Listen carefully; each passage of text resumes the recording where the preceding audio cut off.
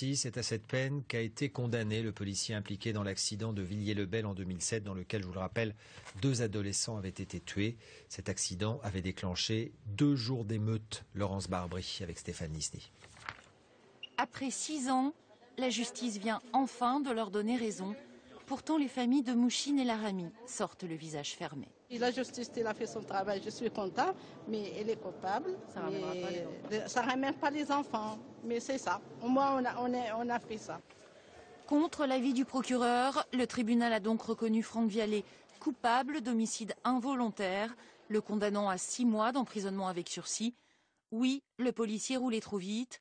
Oui, il a été imprudent au regard du manque de visibilité ce soir-là. Stupeur et incompréhension pour les collègues du policier. Nous sommes tout à fait atterrés par ce jugement, très surpris effectivement au vu de la sérénité des débats au mois de juin et de ce qu'avait requis le procureur, en l'occurrence aucune peine. Considérons que les fautes qui étaient reprochées au conducteur de la moto étaient bien plus importantes que celles de M. Vialet. La police n'est pas intouchable, c'est une évidence, c'est ça aussi la décision du tribunal, et tant mieux, parce que ce serait le pire service à rendre aux fonctionnaires de police, c'est que vis-à-vis de la population, on puisse dire on ne pourra jamais rien vous reprocher. Bien évidemment, la population ne l'accepterait pas.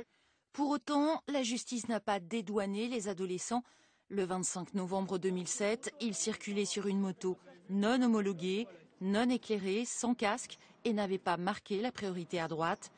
Leur mort avait provoqué 2 nuits d'émeute à Villiers-le-Bel, au cours desquelles une centaine de policiers avaient été blessés. Après 5 ans de bataille judiciaire, c'est finalement un tragique et banal accident de la route qui trouve son épilogue aujourd'hui. Un procès où le prévenu n'est pas condamné en tant que policier, mais davantage en tant qu'automobiliste, avec des torts partagés. L'actualité de ce vendredi.